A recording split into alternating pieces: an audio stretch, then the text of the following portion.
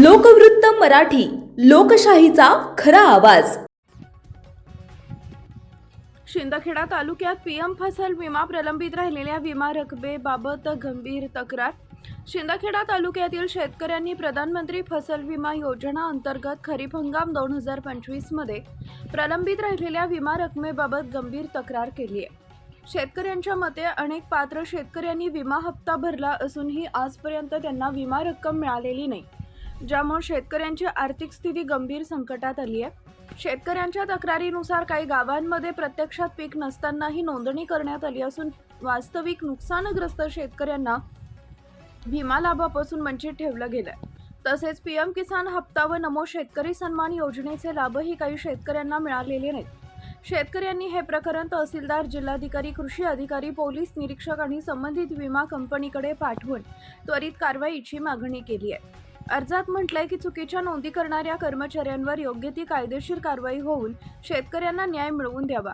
शेतकऱ्यांनी इशारा दिला आहे की तातडीनं सकारात्मक निर्णय न घेतल्यास 12 जून रोजी तहसील कार्यालय शिंदखेडा इथं शांतिपूर्ण आंदोलन करण्यास भाग पडेल। शेतकऱ्यांचे प्रतिनिधी महेंद्र गोकुळ पाटील, सोनू फौजी व महाराष्ट्र नवनिर्माण शेतकरी सेनेचे जिल्हाध्यक्ष विकीराज अशोक गिरासे यांनी सांगितले की अनियमितता टाळण्यासाठी पारदर्शक प्रक्रिया त्वरित राबवली जावी आणि प्रलंबित विमा रक्कम त्वरित वितरित केली जावी। मुख्य संपादक भूषण पवार।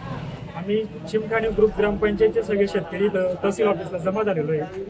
जमा झाल्याचं कारण असं आहे की मार्च 2026 आणि एप्रिल 2026 मध्ये झालेले पंचनामे हे कृषी सहाय्यक, तलाठी, कोतवाल यांनी सगळ्यांनी चेहरे पाहून केलेले पंचनामे आहेत आणि सदर जे पंचनामे झालेले आहेत ते पूर्ण पंचनामे खोटे आहेत आणि त्याविषयी आम्ही साहेबांशी मागणी करायला आलेलो आहे की यांच्यावरती निलंबनाची कारवाई करावी व यांनी शेतकऱ्यांना फसवलेलं आहे ते याच्यावरती फसवणुकीचा गुन्हा दाखल व्हावा, हीच आमच्या सगळ्या शेतकरी बांधवांची मागणी आहे। साहेबांना आम्ही 12 तारखेपर्यंतची वेळ दिलेली आहे। साहेबांनी याची कारवाई जर केली नाही 12 तारखेपर्यंत तर आम्ही पूर्ण तालुक्याभर शेतकऱ्यांना घेऊन आम्ही शिंदखेडा तहसीलला जमा होणार आहेत आणि मोठ्या तीव्रतेने आंदोलन करणार आहोत। आपले कृषी सहाय्यक झाले, तलाठी मॅडम झाले, कोतवाल झाले, यांनी काय केलेलं आहे, जे मार्च मध्ये झालेले पंचनामे, मार्च आणि एप्रिल मध्ये झालेले हे 2 पंचनामे, हे दोघी पंचनामे तोंड बघून झालेले आहेत आणि पंचनामे झाले तर झाले, सगळे पंचनामे चुकीचे झालेले। ज्या व्यक्तींच्या पडीत जमीन आहेत त्यांना सुद्धा याच्यावरती अनुदान मिळण्याचं। तर आमचं एकच म्हणणं असं आहे साहेबांकडे की या अधिकाऱ्यांना निलंबित करा आणि यांच्यावरती गुन्हा दाखल करा, कारण की यांनी शेतकऱ्यांची फसवणूक केलेली आहे आणि शासनाचा पैसा लोटण्याचा यांचा हे, कारण की यांची तिघी अधिकाऱ्यांचं असं आहे की यांची काहीतरी शेतकऱ्यांशी तालुक्यात उडदाचं पीक घेतलं जातं का? प्रमुख पीक हे कापूस आणि मका आहे आणि कुठल्या अधिकाऱ्याने एक म्हणजे उडदाला विमा मंजूर केला, याच्यात अधिकाऱ्यांची मिली बघत आहे का? मी तुम्हाला विचारणा करतो, कंपनीची मिली बघत आहे का? त्यामुळे असा अन्याय झाला आहे आमच्या।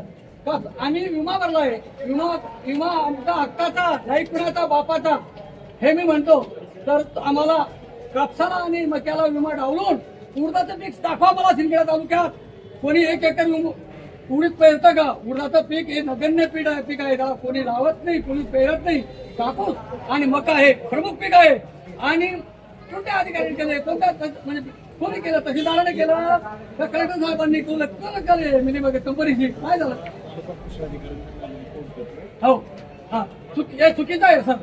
आम्हाला न्याय मिळाला पाहिजे, नाही तर आम्ही 12 तारखेला आम्ही आंदोलन घेऊन येणार आहे इथं। हो, आम्ही बैलगाडीचं आंदोलन घेऊन येऊ 12 तारखेला, गाडी सगळ्या बैलगाडी इथं बिकेटमध्ये घालू। तुम्हाला मी विनंती करतो, आम्हाला या 5 दिवसात 11 तारखेपर्यंत द्या, नाही तर 12 तारखेला आमचा मोर्चा इथं येणार आहे। महत्त्वाच्या बातम्या पाहण्यासाठी आमच्या लोकवृत्त मराठी न्यूज चॅनलला यूट्यूबवर सबस्क्राईब करा आणि बेल आयकॉन प्रेस करा।